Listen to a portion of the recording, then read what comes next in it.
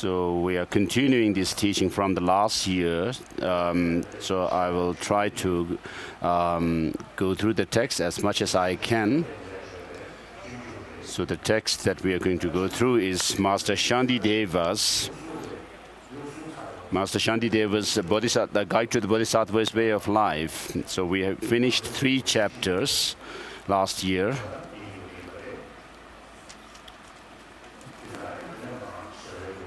So then today we are going to go through the 4th chapter, which is on conscientiousness, and then the 5th chapter, guarding alertness, and then those of the other chapters, as much as we can, we will cover, such as the chapter on patience, enthusiasm, and so on.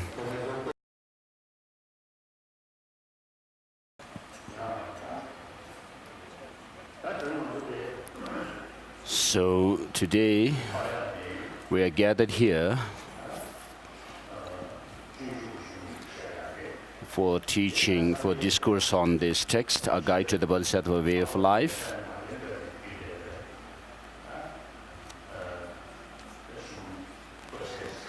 So this is a major text that has come down to us from the Nalanda monastic institution. Master Shantideva was one of the great scholars of Nalanda monastic institution of ancient India. Even if he were not one of the Nalanda masters, he was someone who followed the Master Nagarjuna's Madhyamaka philosophical system. So I received the teaching on this text, Bodhisattva Charyavatara, from the Kinori master, Lama Tenzin Gyaltsen.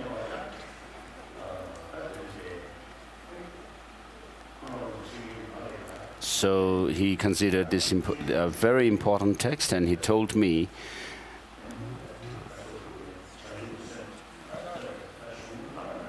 so this is an unexcelled text on teaching the bodhicitta, the altruistic aspiration for Buddhahood for the sake of all sentient beings.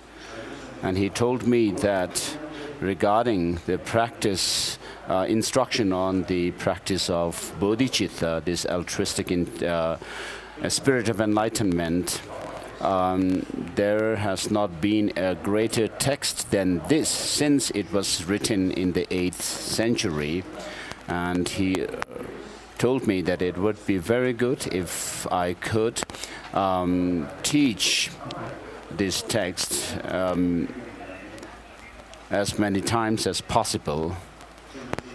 So I received the teaching in 1967 from the Kinori master, Lama Tenzin Gyaltsen, and then also I have been teaching it to others as well as practicing it myself, and it really helps, is very beneficial for my mind. And so today, in this hot sun, many people are gathered here not for some entertainment, nor for some business purpose, nor is it a politician's gathering for elections, but we are gathered here for spiritual teaching. So what is spiritual teaching? What is Dharma?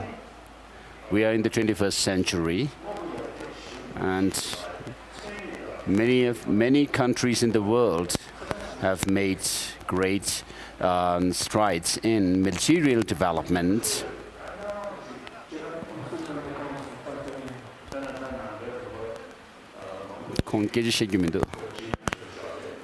He should not talk when his on is speaking. It comes on.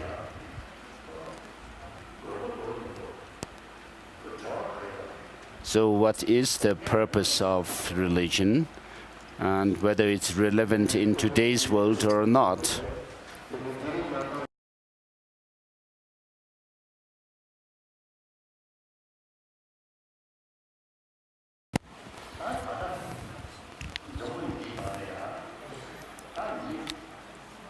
So today in our world, there are 7 billion people. So all of them want happiness and do not want suffering. So we are equal in that sense. So from amongst these 7 billion people, there may be around 1 billion who are non-believers in any religion, and then the remaining around 6 billion are believers in one religion or the other.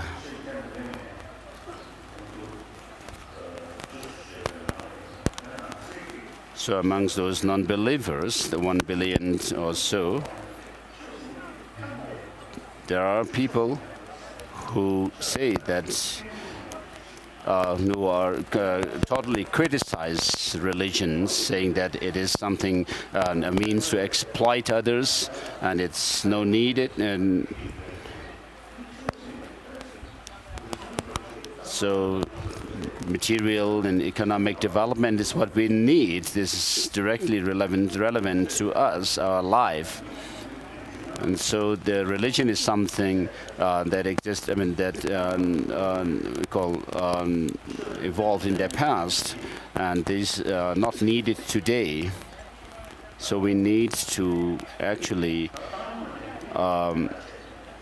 make a comparison here between believers and non-believers, or religion and non-religions traditions.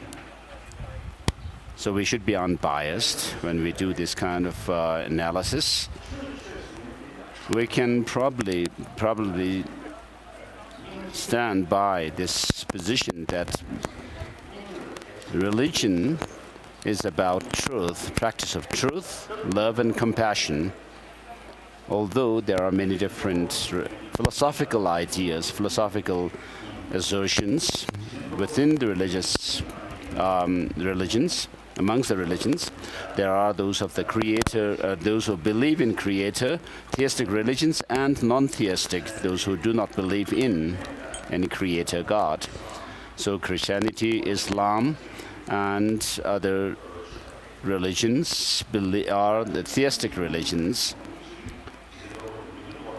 And in many of the sects of Hinduism also, although they do believe in reincarnation, rebirth, they say that ultimately the universe came from Brahma or Ishvara.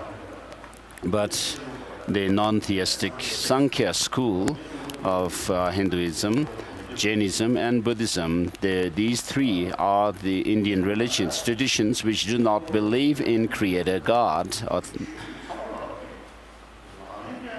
Nonetheless, whether they are theistic or non-theistic, all religions teach love and compassion, whether it's Christians or Muslims or Jews.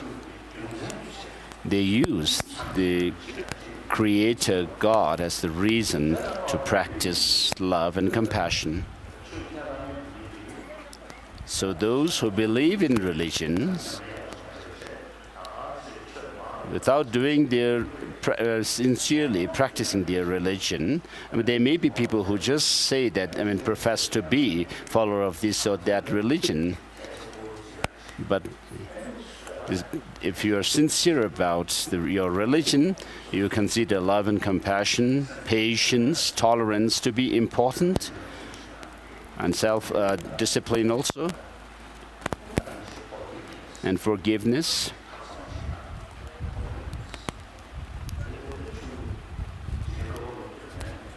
So whether they are theistic religious followers or non-theistic religious followers, all practice these ideals. So truth, love and compassion, tolerance, forgiveness and contentment. So such people who practice these are much happier, definitely. So those who think that religion is a means of exploitation of people, they will not see the faults or the shortcomings or of negative emotions,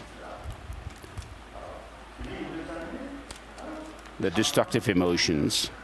And so they're passionate to actually engage in the negative emotions such as love, hate, attitude. So if you look at these two people or persons, whether those who actually practice love, hate attitudes are happier, or those practice love and compassion are happier.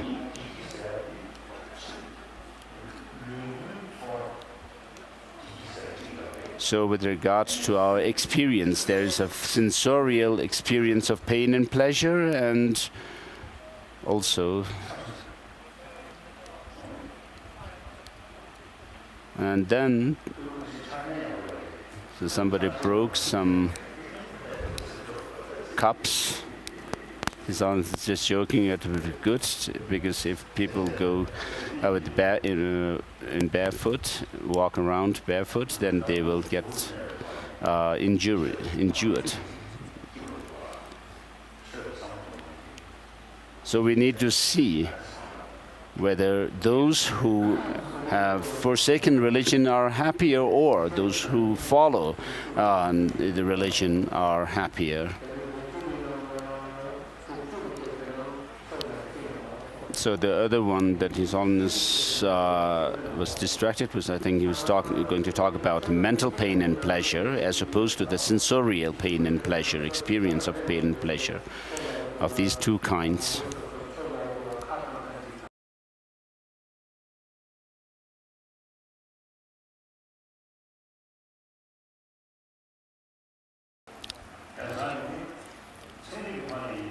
So even scientifically, the scientists say that if you have intense love and compassion, then you'll have peace of mind. Whereas if you are overcome with anger and anxiety and so forth, then physically also you are affected. Your health is affected. So medical scientists say this today. So, people on this earth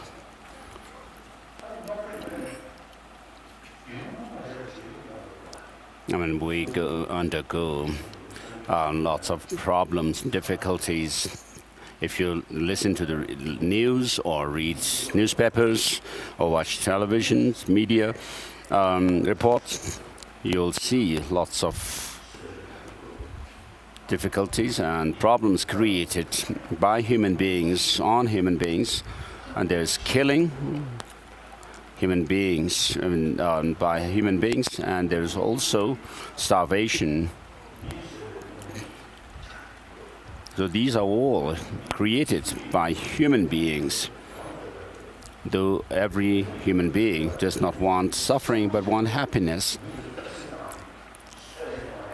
Nevertheless, killing other people, abusing, bullying, deceiving other people, there are lots of them happening in the world today. So of course, if we only are beings who think only about the immediate needs on a day-to-day basis, and then maybe we don't have to feel concerned about others. But we see all these problems being created by human beings over human beings out of jealousy, sense of competition,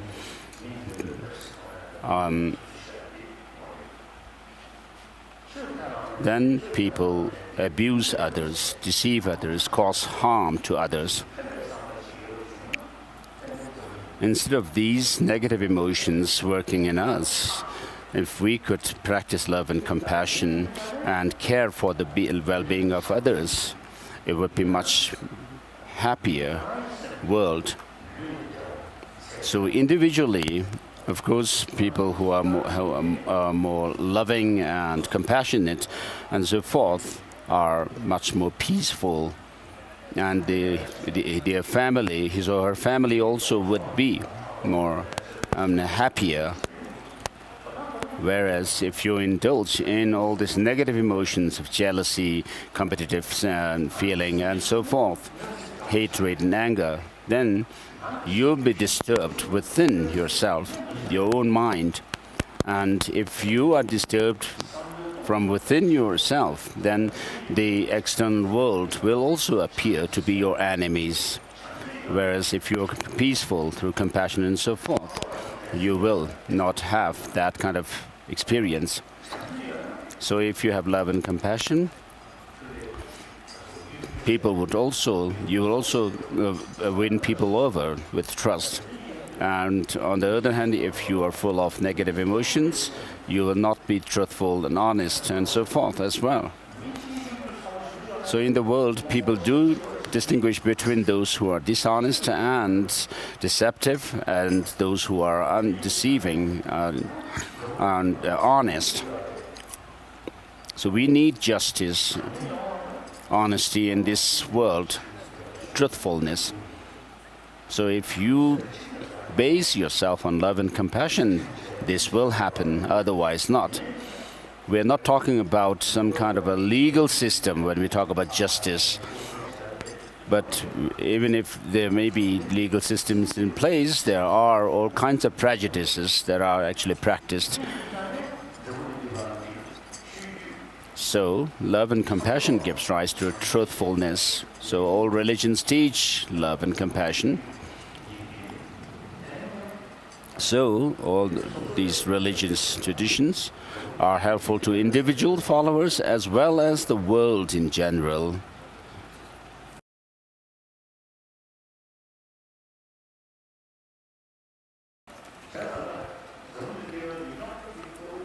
So when we see all these problems in the world today, it cannot be solved only by economical development and progress, nor by those of the forces, the power, military power and so forth, and nor through modern education. So for peace in the world and in communities and family and at individual level, it is dependent on our mind. So peace of mind cannot be bought from the market nor gained through medical treatment, but we need to actually know what disturbs our peace of mind. And so those thoughts and emotions which disturb our peace of mind need to be seen, and then we need to develop those opposing forces of these negative emotions.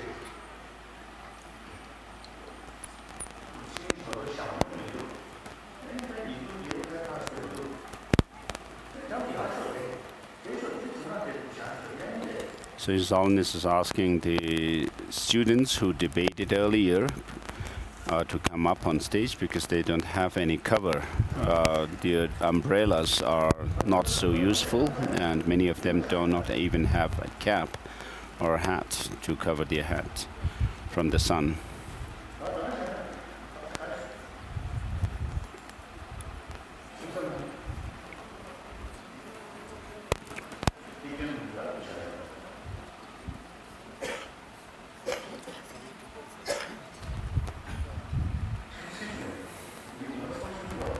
Was it hot? He's asking the kids.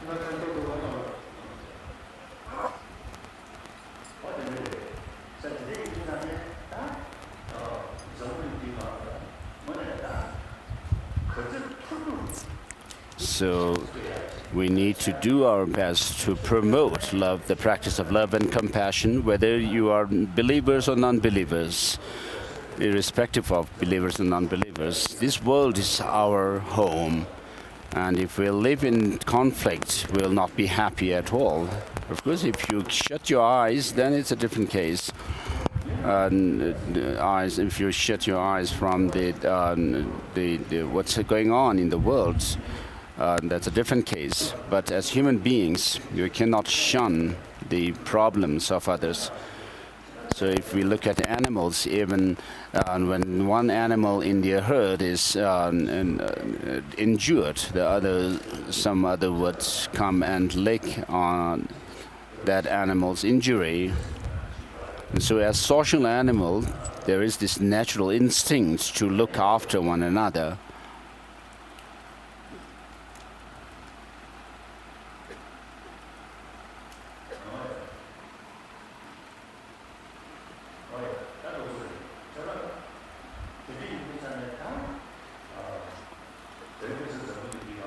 So in today's world, people who are educated, as well as intellectuals and scientists, consider ethics, morality, we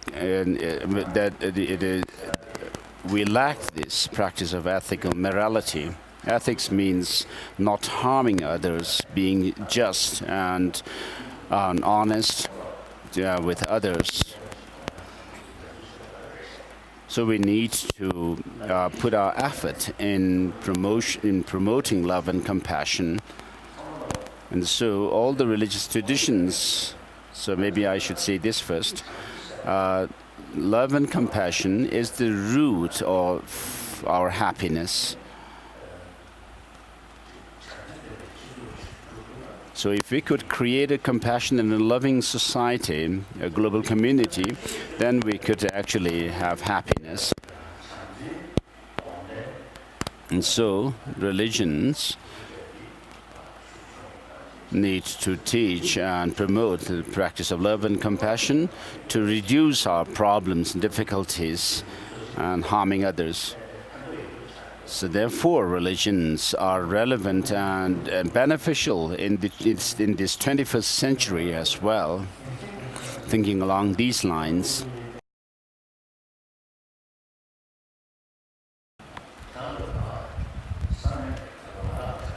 So regarding the people of Ladakh and particularly Leh, of course you are making lots of material progress, more motor cars are there, and also more restaurants and hotels have come up.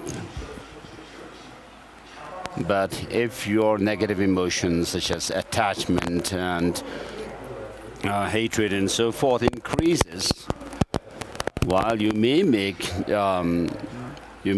lots of material development and progress, you'll still have lots of people, but you'll have more and more people going against law and indulging in these negative emotions and even going to the length of killing others and so forth may happen. So if we really want peaceful, compassionate world society, we need to pay more attention to the practice of love and compassion, which are inner qualities.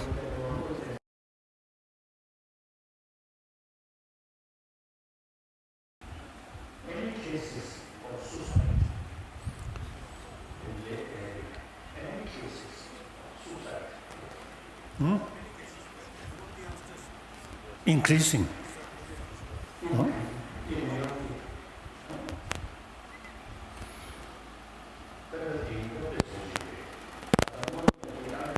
So this is an example of material development giving rise to also those of our sense of jealousy and sense of competition.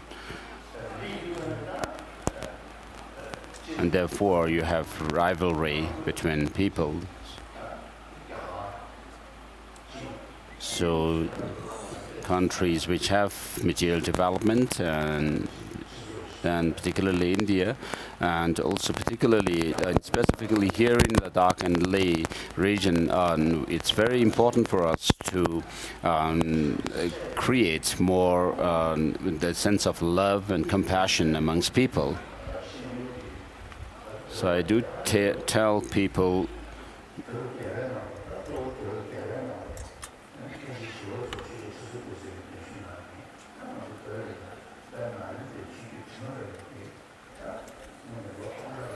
so for over 1,000 years since Buddhism was firmly established on the Tibetan soil in the 8th century with the invitation from the Tibetan emperor of the Indian master Shantideva. We have kept and preserved this tradition very well. And therefore, I tell Indian friends and intellectuals and people who are educated that we need to revive this culture, this knowledge and wisdom of India, in India today. So many intellectuals, educated people are taking interest in it. And so, in Ladakh, you have other religious followers of other religions, such as Islam and Christianity. Of course, if you sincerely practice your own religion, so even though you may be follower of atheistic religions, you never say that God, the Creator, is full of anger, but that God is full of love, infinite love. So, of course, you do not talk about future lives as such, but you only talk about this life being having been created by God. And therefore, there is this intimate feeling of closeness with God, like one's own parents, feeling closeness with one's own parents. And so this God that you believe in is infinite love.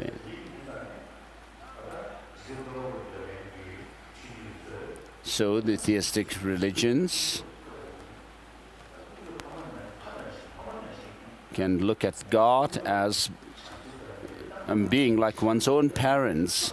God is infinite love, and therefore you need to feel very happy to be created, to have been created by such an infinite God, such an infinite love. And then follow God's will. So I have many Christian friends. There are many Christian followers, practitioners who really work for education of people and healthcare, work for healthcare. So in India, we have the example of Mother Teresa, who was a Christian practitioner. So though you have different philosophical backgrounds to your, as opposed to those of non-theistic religions, but the purpose of your religion, this philosophy of creation or idea of creation, is to practice love and compassion, not only loving one's own people within your own religion, but you need to work for the community where you live in, whether they are followers of your own religion or not. And therefore, we need to think about how we can promote love and compassion in our communities, different communities that we live in. So today, I'm here to give teaching on give Buddhist teaching. So Buddha himself also said that when you are tamed, and when your mind is tamed, then that there is happiness. If your mind is untamed, unruly, then there is no happiness. There is suffering. So he says, not committing any evil or wrongdoings, cultivating a wealth of virtue. So he says, in order to have happiness, you need to discipline and control your mind, tame your mind. So because all the religious teachings to practice love, we need to actually discipline our mind. And particularly in the case of Buddhism here, we are not talking about the theistic religions do talk about the God, the Creator, and on the basis of this understanding of a Creator God, we need to practice love. And the Buddha also said the sages do not wash away the sins of sentient beings. So how the Buddhas, the enlightened beings, serve and help other sentient beings is not by washing away their sins, nor do they remove the suffering, which is the result of the sins, with their hands. Nor can they shift their own realization into others.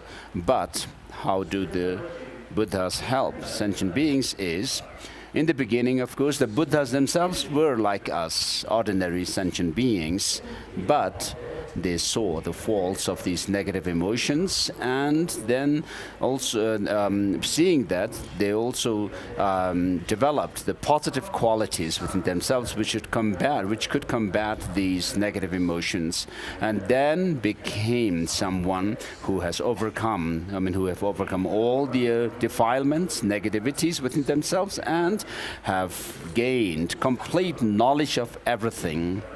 And that's how, from their own experience, the Buddhas give teaching to us, according to Buddhism. And the Buddha also says that you are your own master, and there's no other being, who can be your master. So if you tame your mind, and be peaceful within, then you'll be able to save yourself from suffering, and that's how you actually help yourself with peace of mind.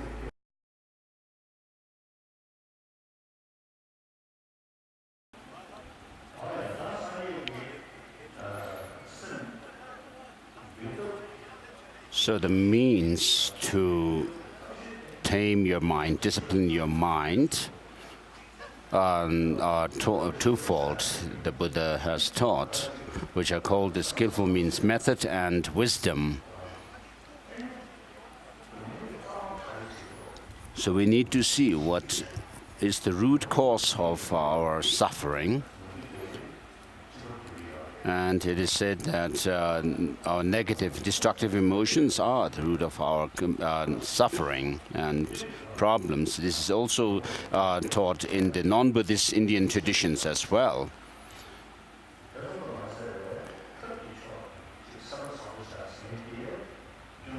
And so we need to develop wisdom to overcome the root of suffering.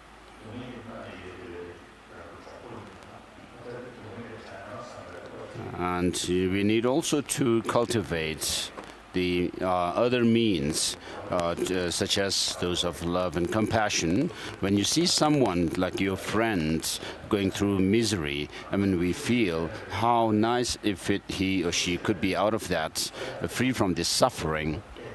So as social animals, we need actually the people in the community, that we are dependent for our happiness on others in the community. So even animals which live as social animals like dogs, can actually express their love to one another.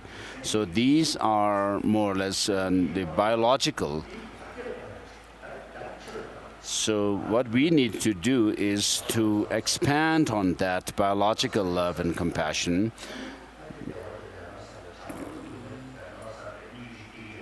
So of course we feel love, which is this sense of wanting others to have happiness, and we also have compassion to others, which is the sense of wishing others to be free from suffering. But when it comes to thinking about those whom we call our enemies, adversaries, if they suffer, we are happy. And if they have success, we are unhappy. So that must be changed. So we have love towards those near and dear ones. And then when someone shows negative attitude towards us, we consider them as our adversaries or enemies and so forth. And so according to the expression or attitude of others, we have love or compassion usually. But we need to see the pros and cons of love and anger and so forth. And by thinking through, we'll find that it is important to expand our love, to promote and increase our love and compassion towards others. So though our enemies or adversaries' attitude towards us may be negative, but they are sentient beings. They are human beings like us. And for Ladakis, there are Ladakis, like any other Ladakhi. And so you need to think that as Ladakis, we need to live together, and therefore it's best to be more compassionate towards one another. So even if someone may be despising you or belittling you and so forth, but you should have this attitude that we are all Ladakis. I mean, that person also is a Ladakhi. He or she also wants happiness, and we need to live together and coexist. So because we have, as human beings, this intelligence, we need to actually we should not be short-sighted or narrow-minded. We need to see the long-term consequences and the positive consequences of our positive attitudes, and that has to come through wisdom and intelligence, and particularly when we are talking about combating the negative emotions and overcoming the root, and we need to use our wisdom. And therefore we have within this means in Buddhism, with regard to the means of overcoming our negative emotions and ignorance and so forth, we need both the wisdom and the those of the skillful means or method aspect of the practice as well.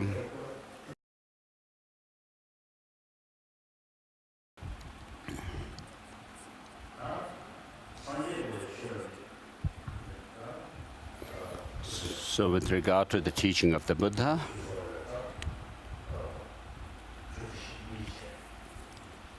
so there are two different traditions. One is after the Buddha became enlightened, he gave the first sermon in Varanasi, which is the teaching on the Four Noble Truths, the turning of the wheel of Dharma on the Four Noble Truths. So this actually teaches the general structure of the teaching of the Buddha. So it teaches those of the Four Noble Truths, the truth of suffering, the truth of origin of suffering, and then cessation of suffering, and the path to the cessation. So we do not want suffering, but suffering comes from its cause, and therefore the Buddha said the cause is the origin of suffering. And if you think whether suffering can be overcome or not, if it cannot be overcome, then we just need to stay where we are. But if you actually find that it can be overcome, then when you see the possibility of overcoming the suffering, and therefore you'll be able to see that the suffering itself can be overcome, because the origin of suffering can be overcome. The cause of suffering can be overcome. And then overcoming suffering is that of the true cessation, the third noble truth. And so if that cessation, which is the freedom from suffering, can be attained, and we can overcome the origin of suffering, and therefore the means to overcoming the origin of suffering, which is that of the grasping at some kind of a self, independent self. And this notion of an independent self can be overcome by the path, which is the understanding of selflessness. So we need to find out what the origin of suffering is, and also the means to attain true cessation within ourselves. So in the teaching of the Buddha, it is said that everything, all the composite or compounded phenomena are dependent on it's called Pratitya Samutapada, or dependent origination. So everything is dependently originated. So this is the basic fundamental philosophical understanding of the teaching of the Buddha. So on the basis of that we have the teaching on the Four Noble Truths, which is based on the understanding of law of causality. So whether we are followers of the Pali tradition or the Sanskrit tradition, we need to practice do our practices based on the Four Noble Truths and the 16 aspects or characteristics. And then we need also to practice for establishment of mindfulness, and then for miraculous feat, and the four exertions, and then those of the four powers and faculties, and then the sevenfold path and the eightfold path. And so the Pali tradition becomes the basis or the fundamental teaching to the teaching of the Buddha. On top of that, then we have the Sanskrit tradition as well.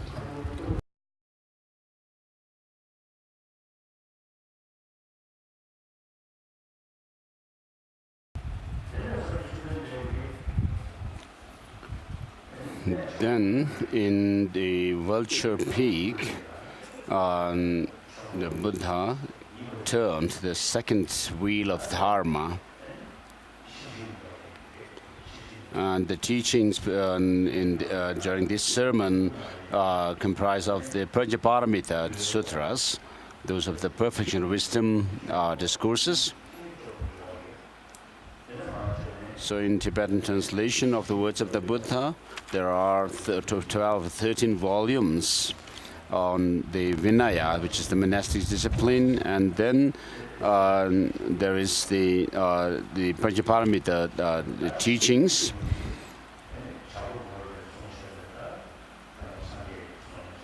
So the Perfection Wisdom Sutras were taught by the Buddha, including, this includes that of the Heart Sutra, which we recited. So these teachings teach the emptiness in great detail. So when we talk about emptiness, it has to be, we have to talk about something being empty of independent existence. And therefore, with regard to the object on which emptiness is established, the Buddha talked about the basis, the path, and the result. So the basis, the path, and results become the object on which emptiness is established. And then in the second turning of the wheel of the Dharma, the teaching on the true cessation and true path, which were taught during the first teaching, first sermon, were elaborated. And then during the third turning of the wheel of Dharma, or third sermon, one of the main sutras in this teaching is the Sandhi Nimochana Sutra, Unraveling the Thought Sutra. This was taught to those beings for whom what was taught in the second turning of the wheel of Dharma, teaching emptiness explicitly, and for those who cannot take it literally.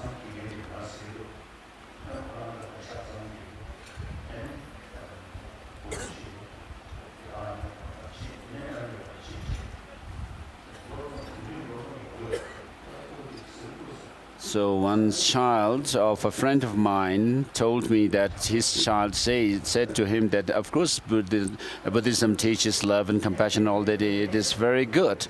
But in the end, what Buddhism teaches is there is nothing, not that, not this, and so forth.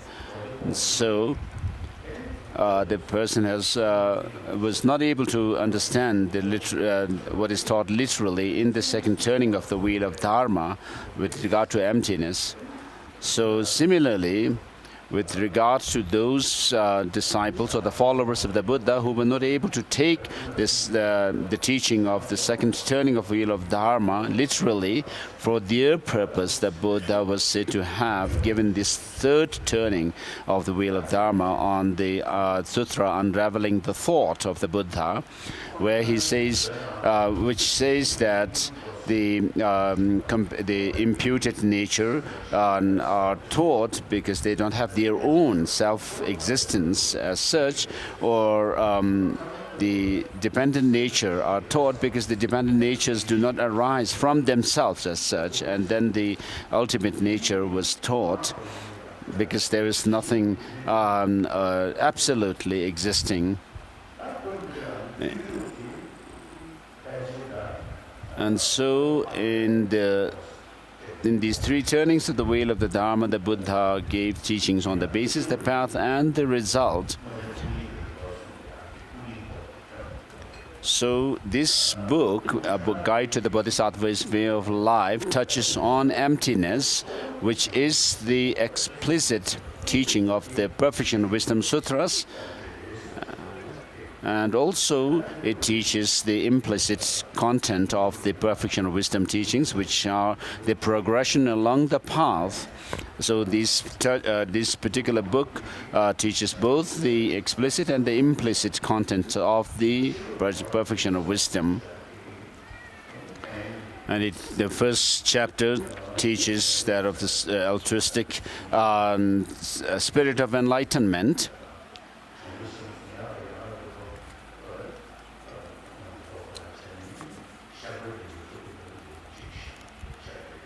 And in order to, and the third chapter teaches on accepting or embracing the awakening mind, or bodhicitta.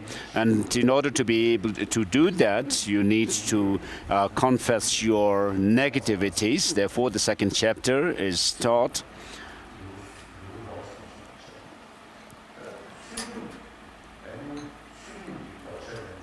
And then, with regard to the practice of morality, I mean, first of all, the practice of the perfection of giving, there's no separate chapter on giving in this text as such.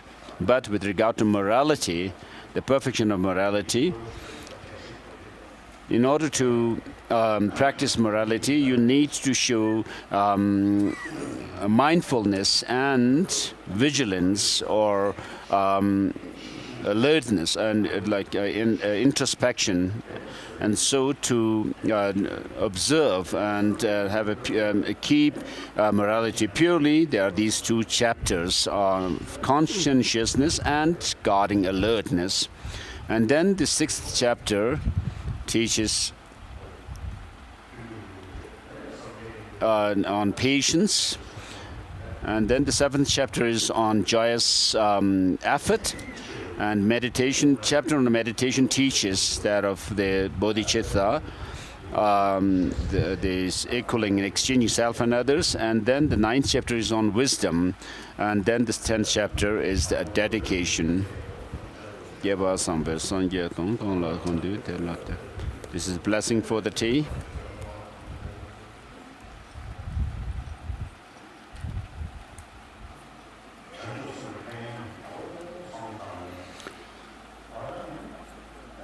So thinking closely about the benefits of the bodhicitta,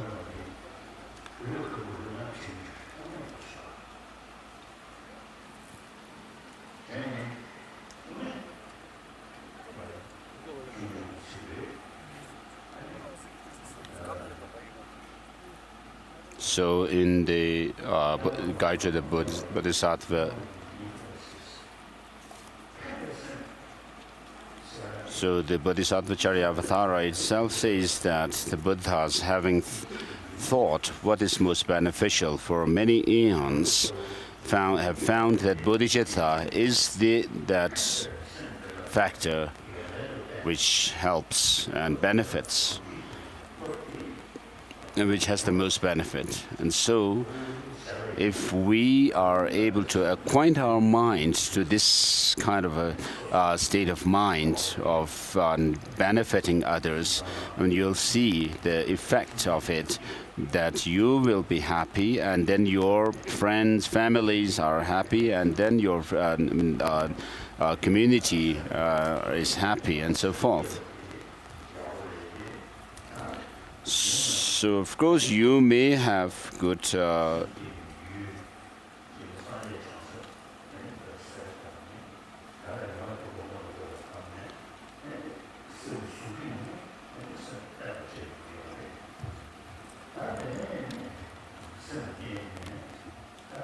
a good heart towards others, but in order to cultivate this altruistic mind of enlightenment or bodhisattva, you could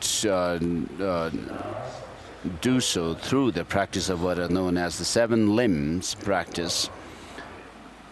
And then although you may have a good heart, you need still to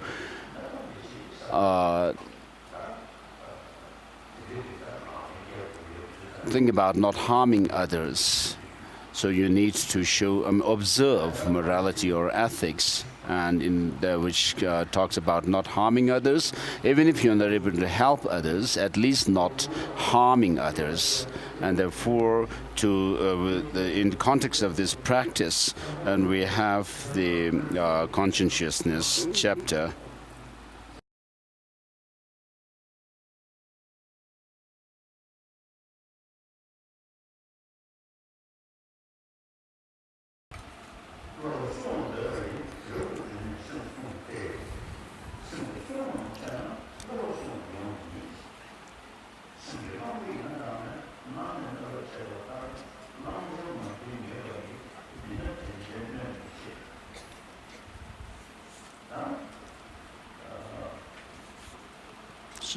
Having firmly seized their working mind in this way, our conquest children must never waver. Always should they exert themselves to never stray from this practice. In the case of reckless actions or of deeds not well considered, although our promise may have been made, it is fit to reconsider whether I should do them or not. But how can I never?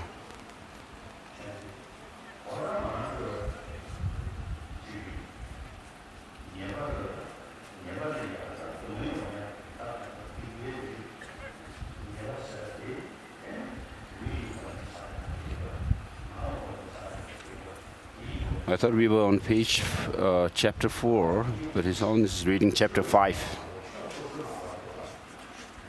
I don't know. In the beginning, he said we finished 3 chapters. Yeah, so he's reading chapter 5. I don't know. Yeah, that's why I was confused.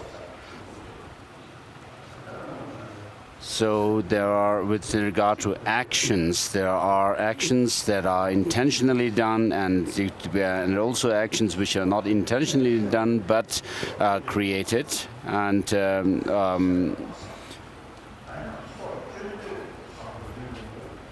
so, for example, when we walk on the roads, we have no intention to kill ants and so forth. We step on them and they get killed. And so those are called actions which were done but not created, in the sense of not intentionally done.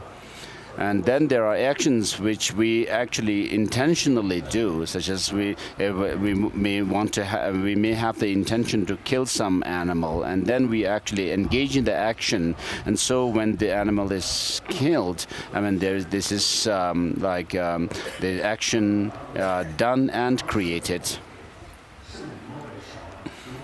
So at this stage, what's happening with us is that we are under the power of our minds, and our mind is swayed by the negative emotions.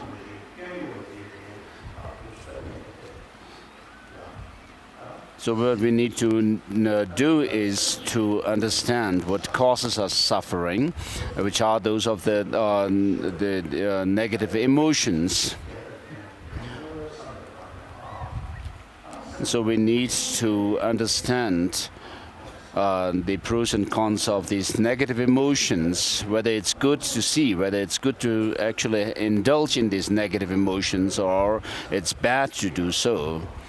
And then we need to see what are the factors with which we can counter these negative emotions and increase them within our mind, and so that the negative emotions kind of are decreased.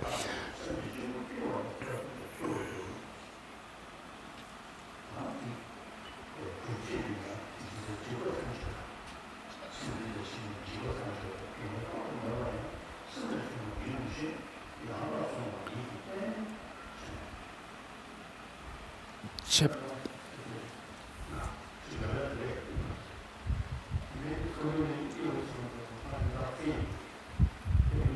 His Holiness read from the beginning of chapter 5 until the end of verse 6 on chapter 5, but he should be starting. Yeah, so one Rinpoche told His Holiness that we were on chapter 4, so His Holiness says he was mistaken.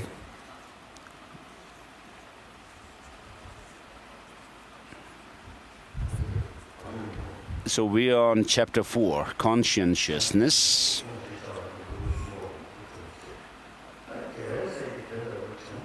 So having firmly seized the awakening mind in this way, our conqueror's children must never waver, always should they exert themselves to never stray from their practice.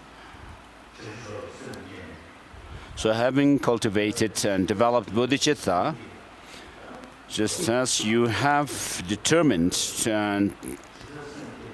to develop that attitude of wishing to become a Buddha for the benefit of all sentient beings,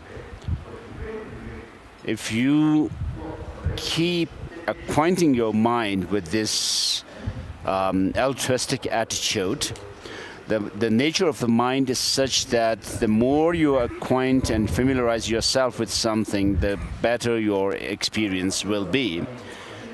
And therefore, conscientiousness is very important. In the case of reckless actions or of deeds not well considered, although a promise may have been made, it is fit to reconsider what I should do, whether I should do them or not. But how can I ever withdraw from what has been examined by the great wisdom of the Buddhas and Bodhisattvas, and even many times by me myself, if having made such a promise I do not put it into practice, then by deceiving every living being, what kind of rebirth shall I take? And verse number 7 read, so once you have determined to do something and decided, made a decision to do something, and if it's a virtuous, wholesome practice, then you should actually carry on with the work. But if it's something trivial, not very important, even though you may have promised to do that, you could still reconsider whether to do it or not. But those which have been examined well by the great wisdoms of the Buddhas and Bodhisattvas, and we must also follow them in their footsteps to practice them, and therefore there's need to practice conscientiousness, not being reckless.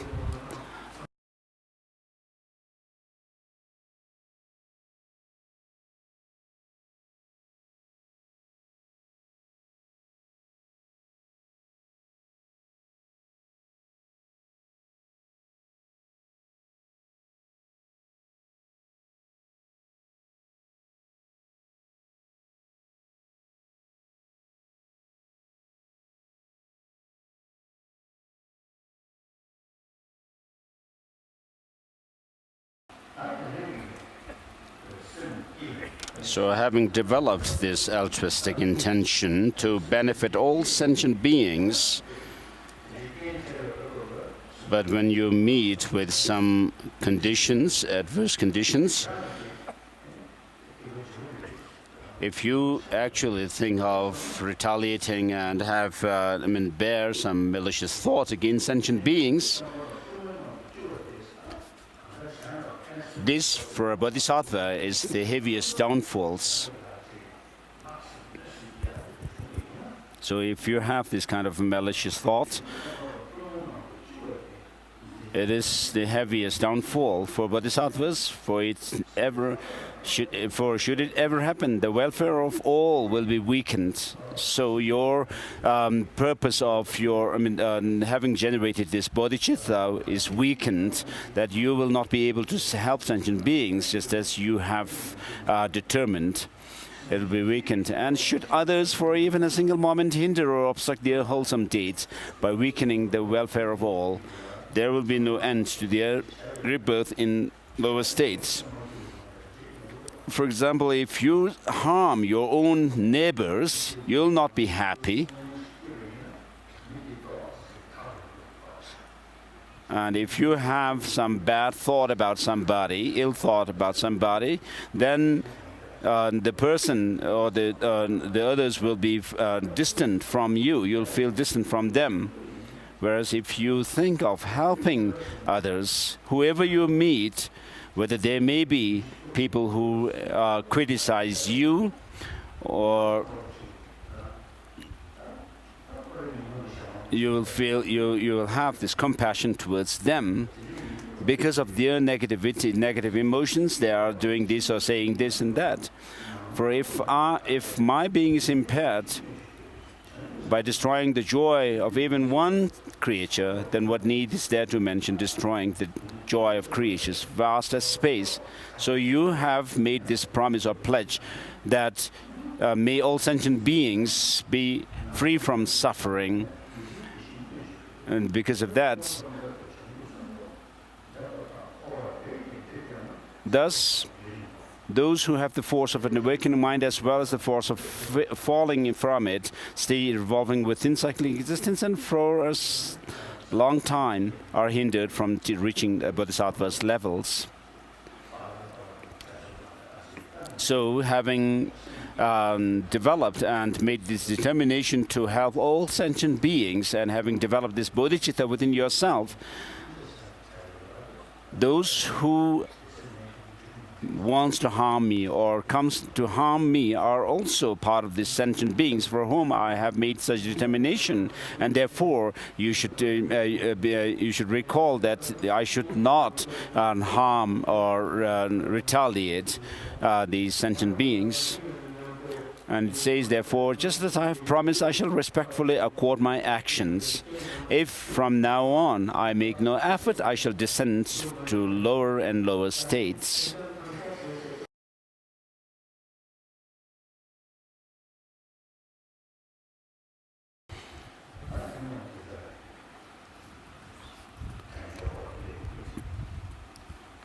So next we come across the preciousness of human life, which has the freedom and opportunities. Although for the benefit of all creation, countless Buddhas have passed away, I was not an object of their care because of my own mistake. And if I continue to act like this again and again, I shall undergo suffering in unhappy realm, sickness, bondage, laceration, and the shedding of blood. So this time, in this life, we have found a human life. And not only that, we are born in lands where the teaching of the Buddha has spread.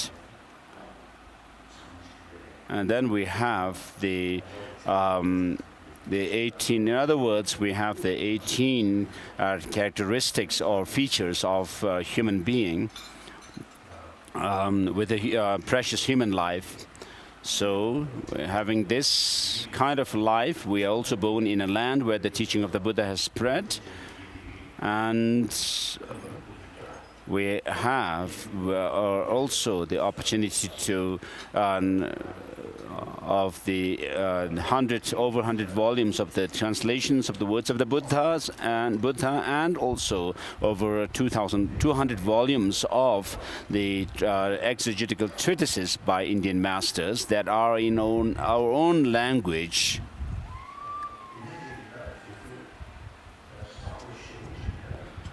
So we have a very good opportunity to engage in the teaching of the Buddha. Therefore, we need to, we also have the understanding of the engaging in the means for training our mind. With all our efforts and might, we need to focus ourselves on this practice, because in the future, it's questionable whether we will be able to gain such a human life, fully qualified human life with leisure and opportunities of freedom and opportunities or resources. And therefore it says, if we do not use this life properly and correctly, we'll go from lower to realms to lower realms of existence.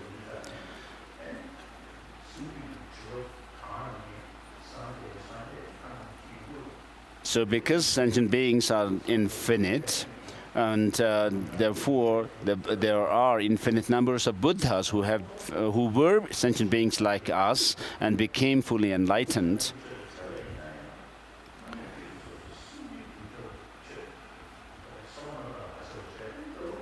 So even if in this kind of life you may have come across the teaching of the Buddha, but if you don't use this teaching to discipline your mind, to tame your mind, but you just idle away your time, then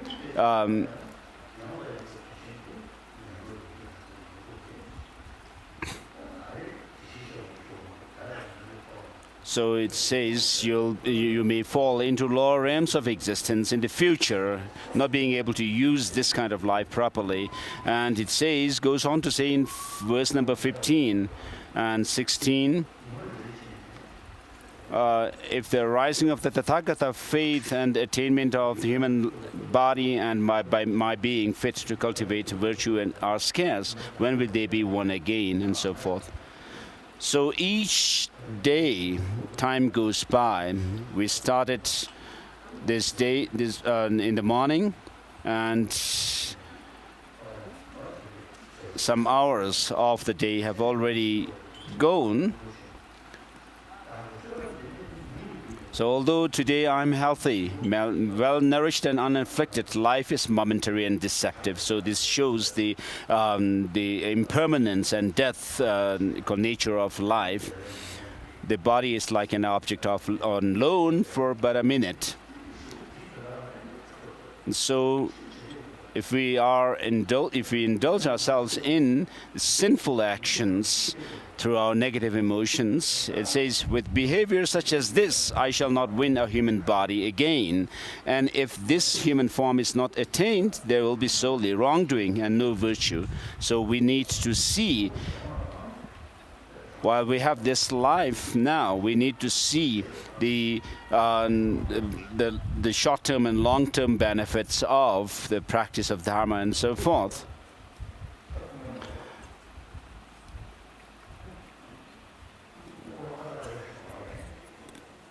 Is there somebody who is going in some kind of a trance, being possessed by some deity or something? His Holiness was asking. The one who is shouting and crying.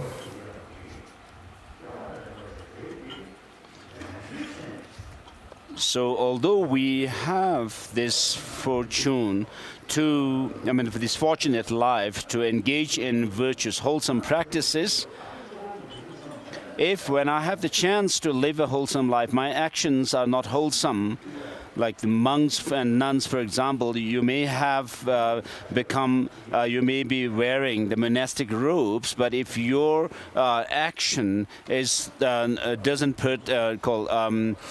is not compatible with the robes that you put on, then you should really think through.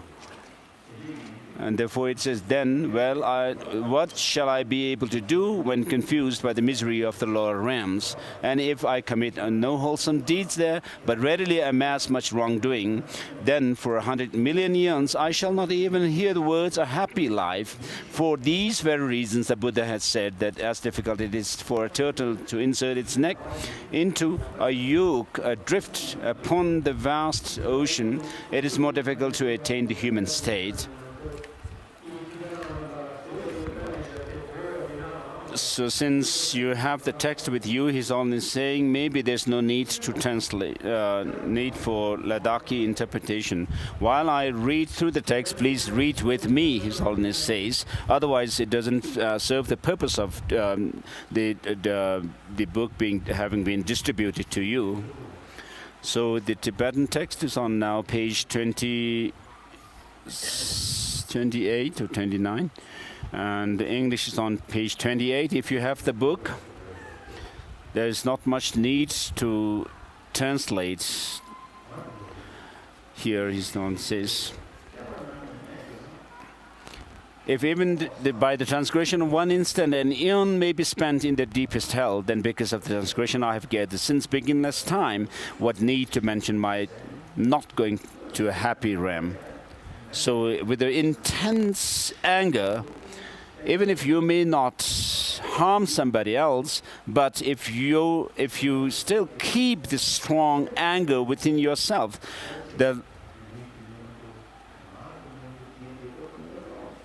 to the extent it lasts within, it endures in you, I mean, you have a very bad physical and verbal expressions, and therefore each moment you create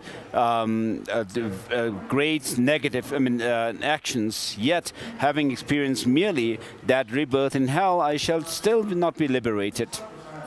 For while it is being experienced, other wrongdoings will be extensively produced. So, of course, if you are able to, if these sins that you have created goes away as time goes by, then it's okay. But that's not the case. Because of your negative emotions, it increases.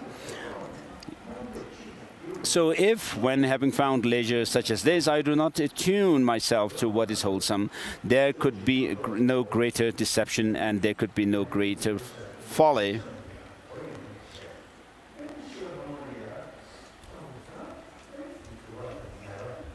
So you may be someone who has heard about the unwholesome and the wholesome actions and their consequences in the next lives as being born into the lower realms of existence and so forth. But if you have really not put the teaching into practice, when you die, when you are about to die, for example, you may express being pulled down as the elements in your body kind of dissolve.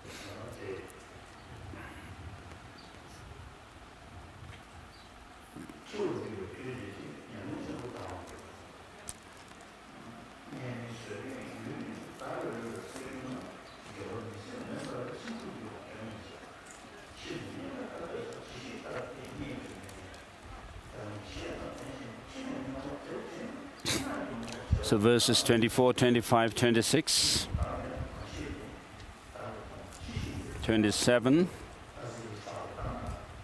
So thinking about yourself, having come across the teaching of the Buddha, and having understood some of these teachings about the negative emotions and the consequences and so forth, I mean, if you have not really put them into practice, then you will have this kind of remorse. Then as though I were hypnotized by the spell, I shall reduce this mind to nothing. Even I do know what is causing me confusion, what is there dwelling inside me, although enemies such as hatred and craving have neither any arms or legs.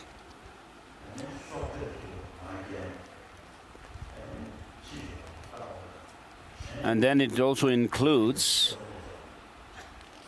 the wrong views and deluded doubts and so forth, having neither any arms nor legs, and are neither courageous nor wise. How have I, like a slave, been used by them? So this is true in our case.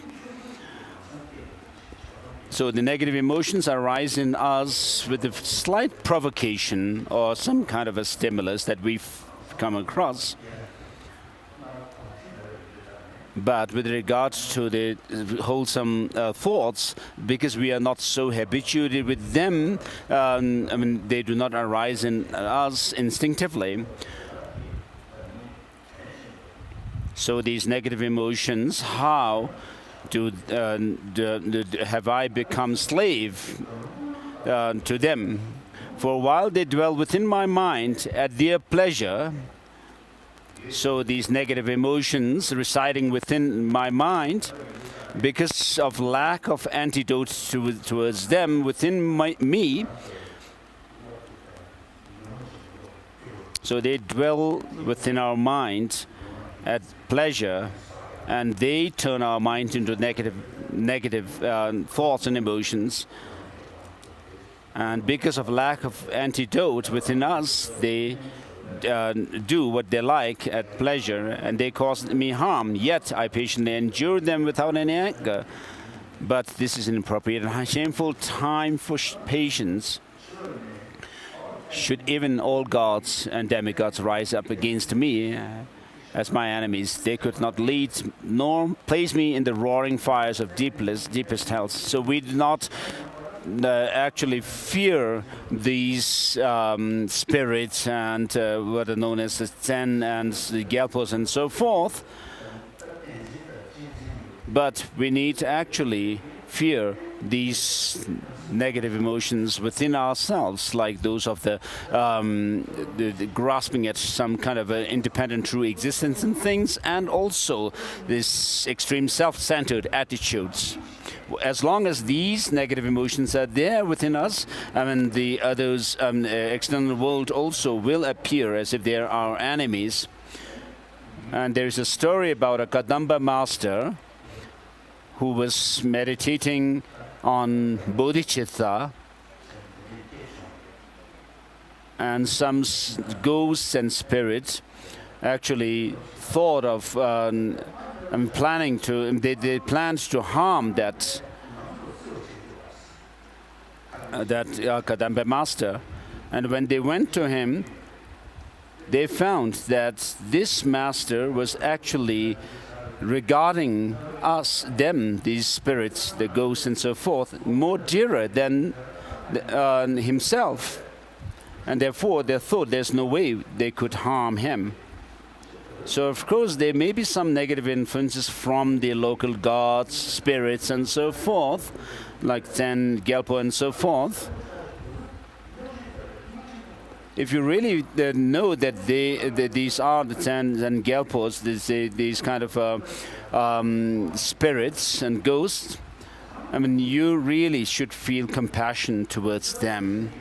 Because if they come to harm you, what they actually do is harm themselves in return. And therefore, these beings who may come to harm you, and if they harm you, they are causing themselves more harm as a result. And therefore, you should hold them dearer than yourself.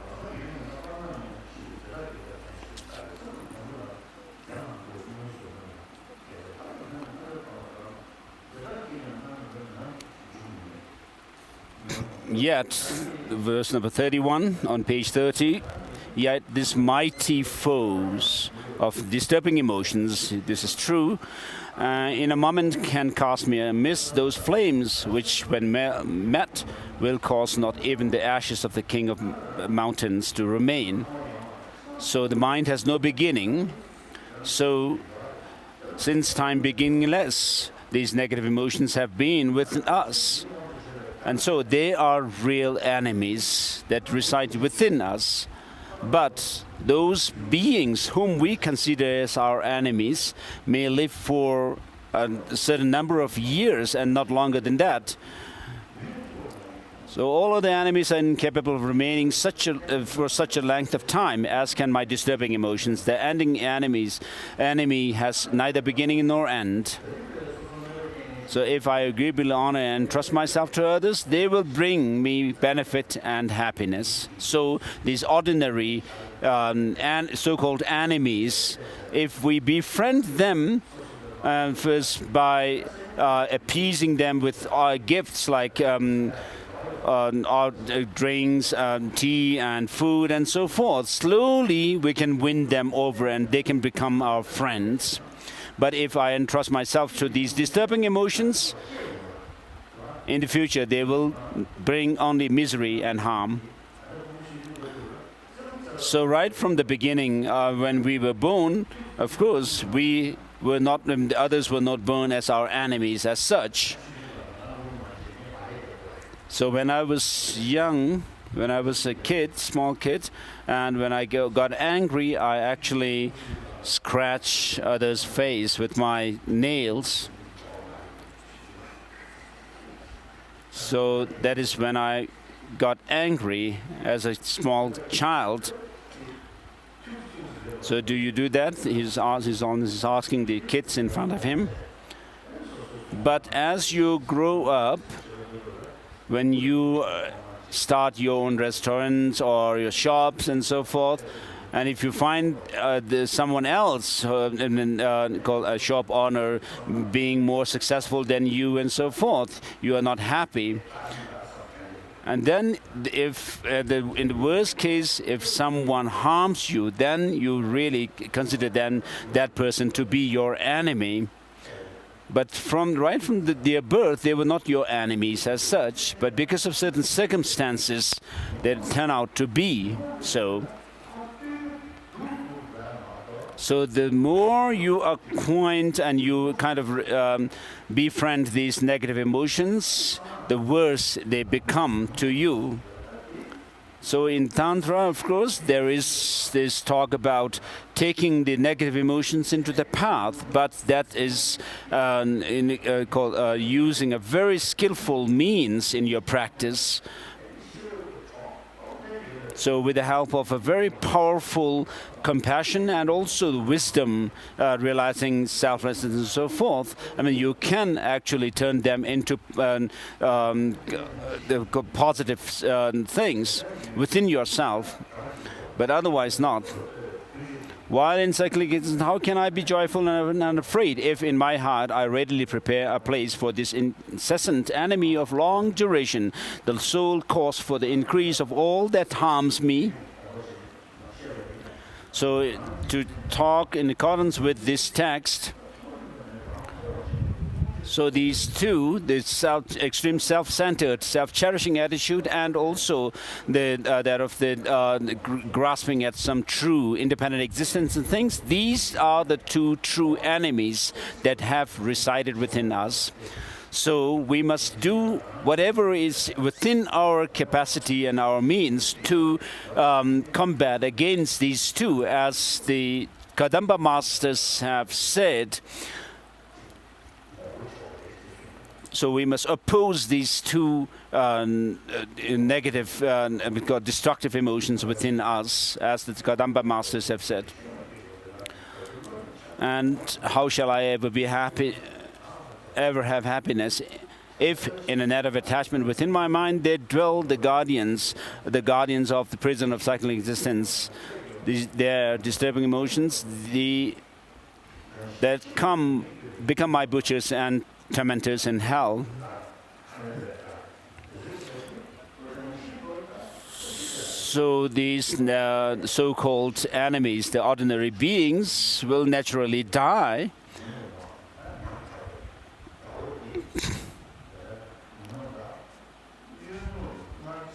Therefore, as long as this enemy is not slain by certainty before my very eyes, I shall never give up exerting myself towards that end. Having become angry at someone who cause only slight and short-lived harm, self-important people will not sleep until their enemy is overcome.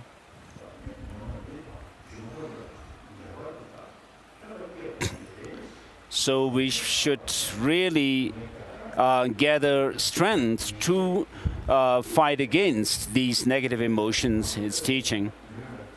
And if while engaged in a violent battle, the vigorously desiring to conquer those whose disturbing conceptions will naturally bring them suffering at death, men disregard the pain of being pierced by spears and arrows and will not withdraw until the day is won. Then what need to mention that I should not be faint-hearted and slothful, even if I am caused many hundreds of sufferings, when now I strive to definitely overcome my natural enemies, these disturbing emotions, which are the constant source of my misery.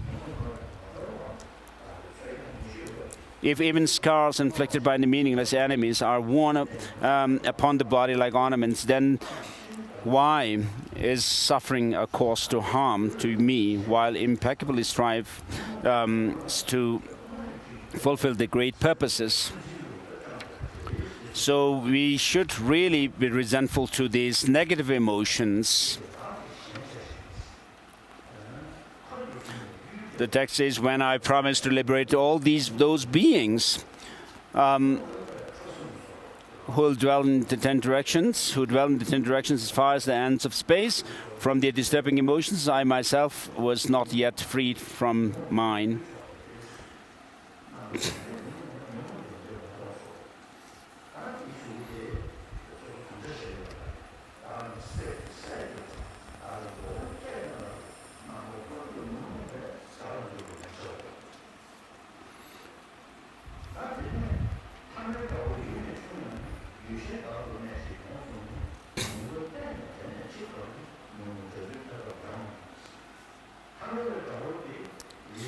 So these, the ordinary enemies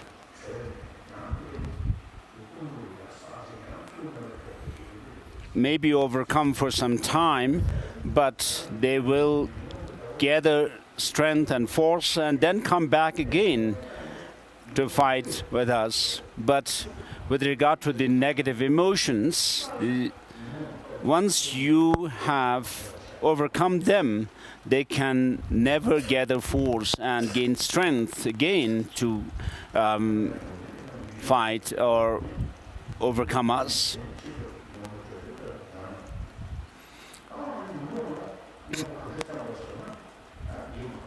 So common enemies, when expelled from our one country, simply retire and settle down in another, though when their strength is recovered, they then return. However, the way this enemy, my disturbing conceptions, is not similar in this respect. So on the other hand, we develop compassion as a means to overcome our disturbing emotions, the anger and so forth. But with regard to the wisdom aspect, it is shown in verse number 46.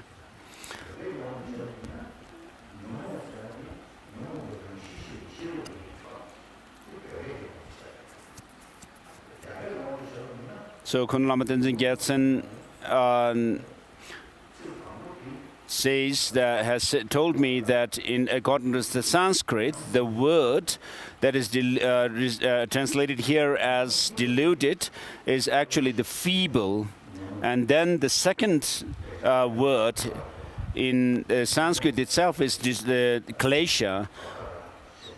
So bakara refers to feebleness, whereas the klesha are those of the disturbing emotions.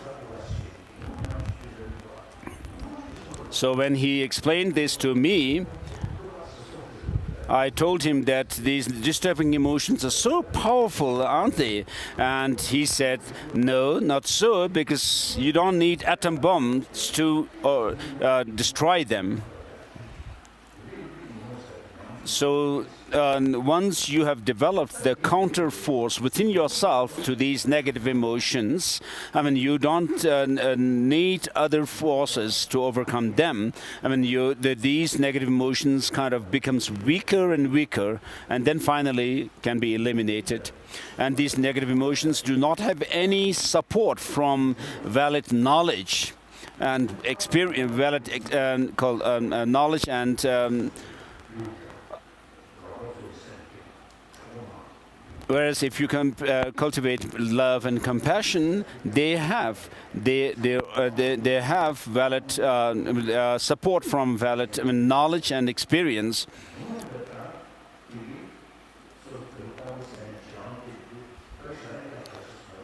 So when you are angry and somebody asks you why you became angry, you may give some reason, but if you are actually pushed further by asking, did that person really harm you right from the beginning, from the time when he or she was born? Of course you'll say no. And therefore, to become angry at somebody and consider them your enemy has not much reason, whereas, and therefore, these negative emotions are feeble in that sense.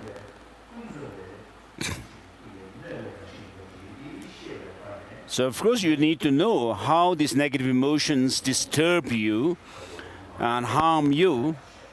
And then you need to apply those counter forces which can weaken their strength. And then to uproot these negative emotions completely, you need to understand that the negative emotions are mistaken in what they conceive. They are distorted thoughts. So in the 400 verses by Master Aryadeva, who was the former student of Master Nagarjuna, he said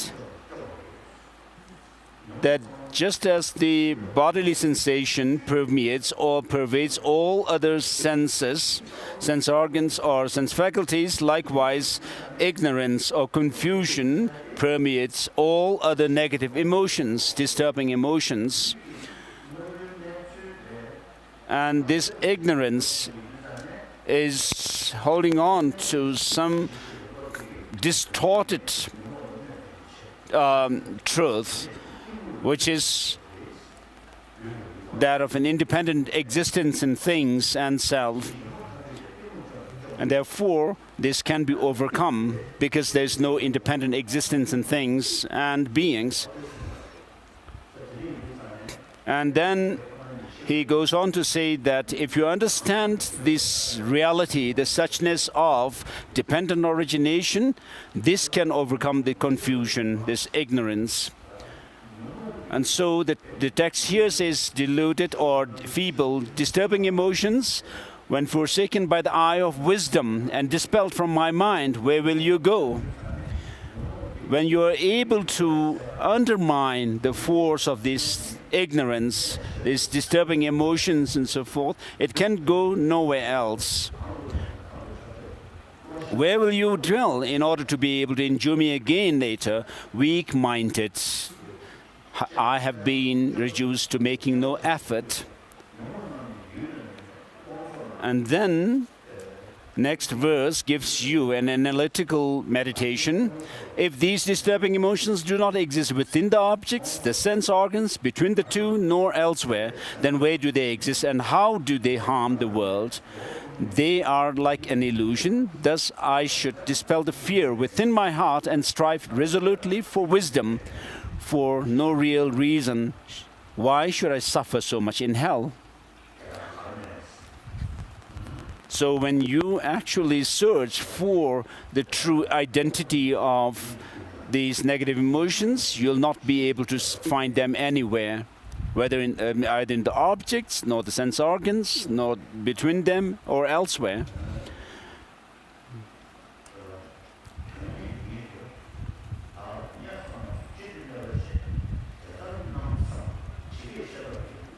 Therefore, having thought about this well, I should try to put the precepts into practice, just as they have been explained.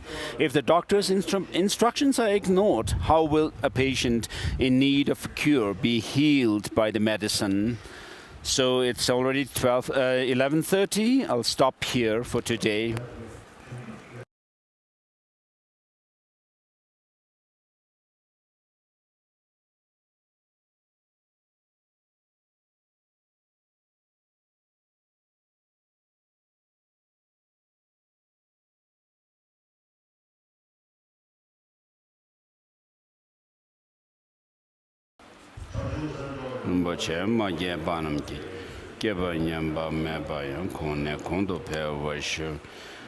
May the jewel, sublime jewel Bodhisattva increase, take root where it is not taken root, and where may it grow ever further without decline wherever it's taken root. The coming of the Buddha into the world, and having given the teachings, may the brothers and sisters in the Dharma be harmonious and may the teaching flourish for a long time.